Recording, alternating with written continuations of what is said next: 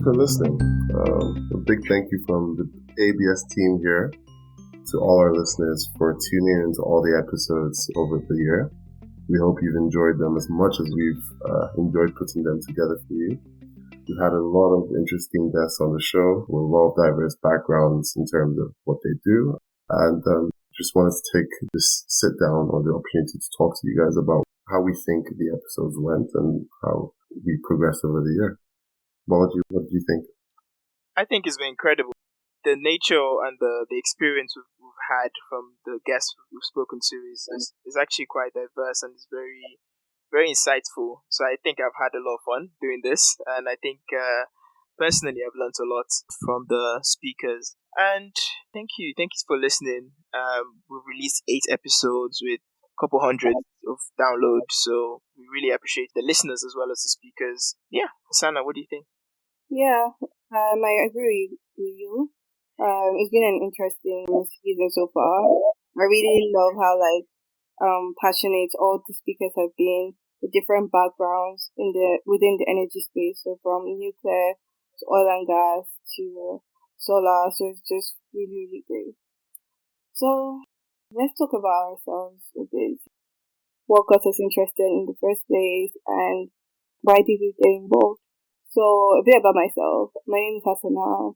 I have a master's in economics and I have work experience in management consulting, audit, finance. During my free time, I'm a food blogger.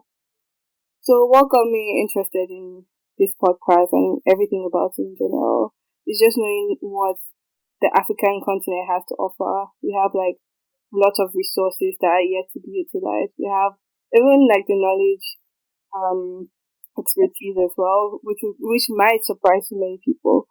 So getting all these speakers involved, hearing what they have to say, hearing what they're doing right now has been really great. So that's one thing that really drew me to the podcast. So what do you think, Josh? Yeah, thanks, Hasana.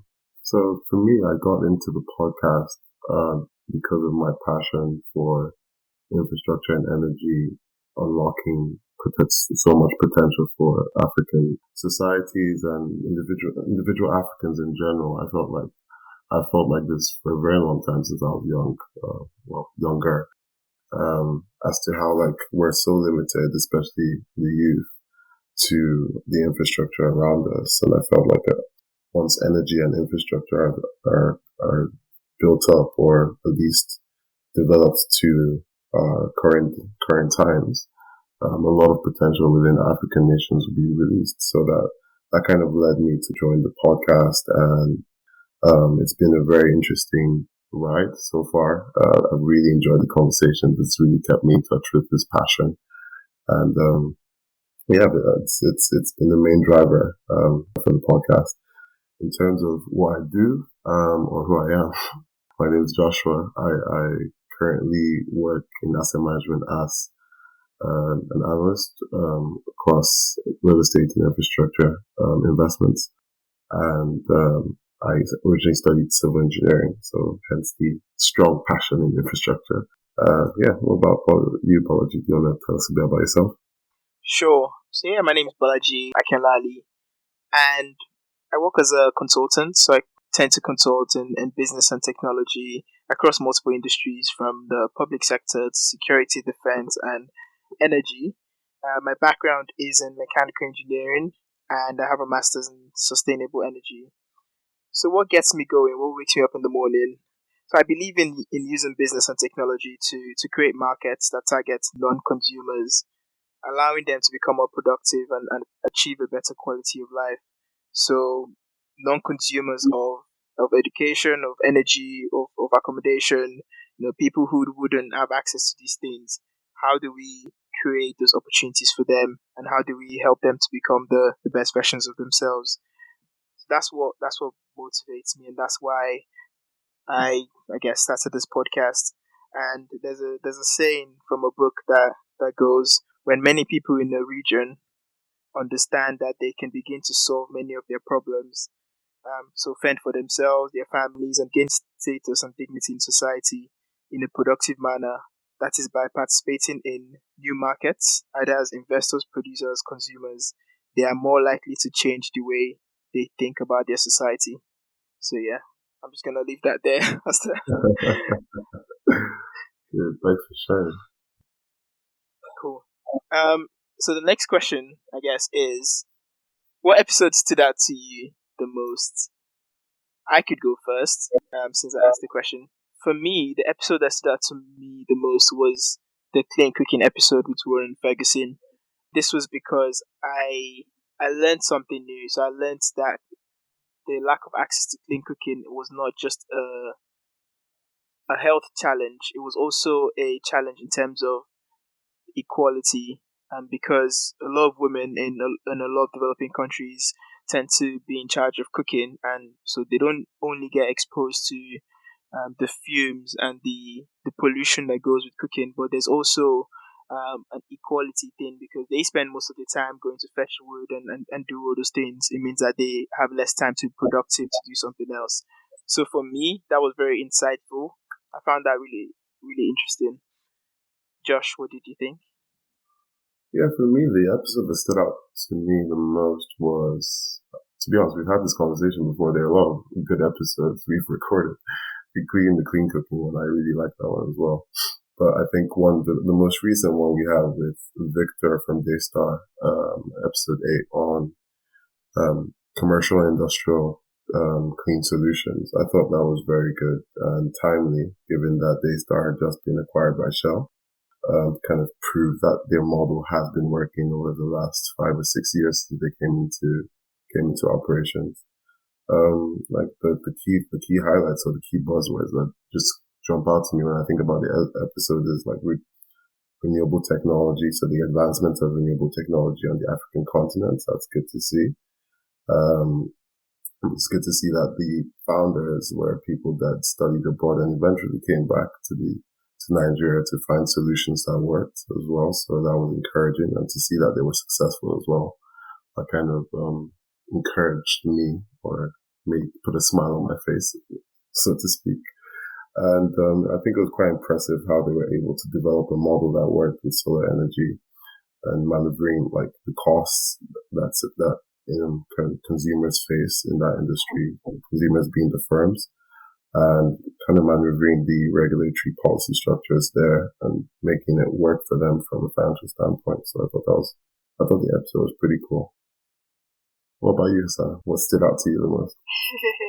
So just to like echo what you said, I actually really enjoyed like all of them. Like it was really hard to say one stood out, but personally, I would say it was the demystifying the nuclear industry in Africa with Princess. That was episode 6, I believe, where you could really hear like her passion, and then seeing the type of background she did have an energy like related background, but then going from a marketing background to this now, and because I feel like there's a bit of controversy around nuclear compared to the others, and it's quite interesting how she like engaged with the conversation, showing how important it is to like highlight the positives, and not because what's really raining right now is the negative news that's out there surrounding nuclear. So her having her say, hearing how passionate she was about it, giving a bit of like examples, background, how people can move it, what the technology behind it, which was obviously discussed more with Dr. Trevor in the next episode. But yeah, the episode was a really good one. Yeah, for me, I think another episode that was interesting, I think Hassan, you also found this interesting, was the episode with James Mackinday on oil and gas. Don't quite remember what number that was. I think it was 5 or 4. But that was quite a good episode where he talked about the current challenges that the oil and gas industry as a whole is facing in this renewable transition world. But also he talked about how important the importance of gas was in this transition and how it will still be around for a good number of years to come. So I thought that was also a very interesting episode. He spoke very well about that. Yeah, and just to add to that, maybe out of bias, my namesake Bolaji Onolaja, the first episode, gave a really good call to action as to how we young Africans need to come back and create the solutions that we would like to see in order to create the future that we would like to see. I really liked also just the entire episode on rural electrification and what's going on in Nigeria. Also just from a personal basis, since I am Nigerian, it kind of hit home. I thought that was really good. Yeah, even the rural electrification for India as well. I feel like that was a really good one. It was good to see like how the speakers who had their own businesses as well were helping like farmers like be more productive with the help of these cleaner energy. So I think that was also a very good episode to listen to, and what lessons that Africa or even just the world in general can learn from what India is doing as well, and even other people can learn from what Africa is doing. Yeah, we had a good bunch of speakers, including Dr. Trevor, who had how many degrees again? Was it 7 or something like that? Yeah, or 6? I can't remember. A ridiculous amount of degrees in STEM subjects. Very impressive. And he's using all his degrees. Like, we have people with 1 degree and not even using that 1 degree. Me, for example. I wasn't going to say your name, but fair enough. Yeah, that's very, very good stuff, speakers. Yeah, and finally, right, how do we finance it all? Financing rural electrification with Collins Kurindua in Kenya, getting some insight into where the money comes from and how they deliver some of these projects, especially they work largely in the solar space. That's a very interesting episode as well. Talking about business models. Hopefully, we can do that more for our listeners going forward. Yeah.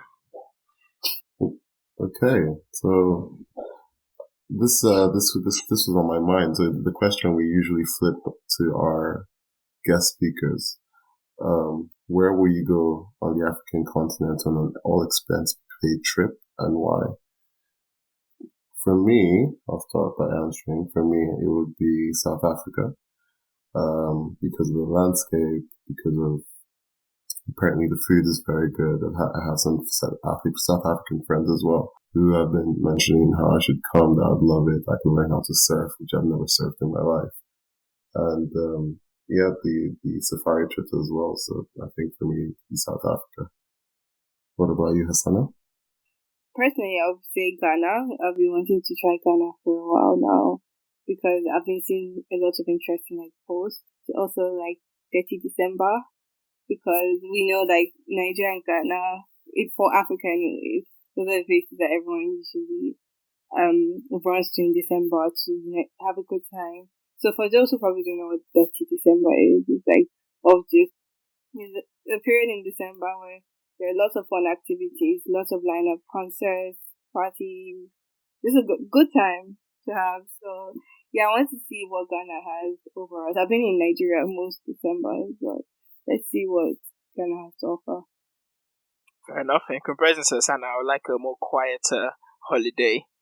So more of a clean December, maybe in Senegal, because so I've heard some really interesting things about Senegal in terms of the food, the beaches, just the people as well, just the calmness. There's something just quite calm and relaxing about Dakar, I've heard. So that would be a good place for me to go for an all expense paid trip.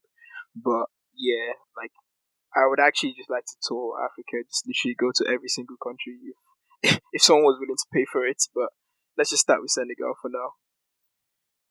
So this episode was more just to like sit down and to kind of share our experience on the podcast, but also largely to say thank you to all our listeners for engaging with us, even through social media, and also thank you for our guests for the time and sharing their knowledge and insights and experience in developing and delivering some of these brilliant solutions we've spoken about, from solar to nuclear and the rest.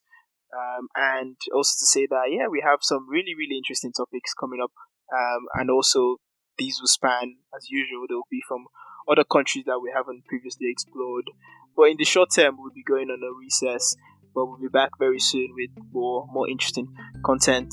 And yeah, I guess that's it from me. I don't know if you guys wanted to add any closing statements.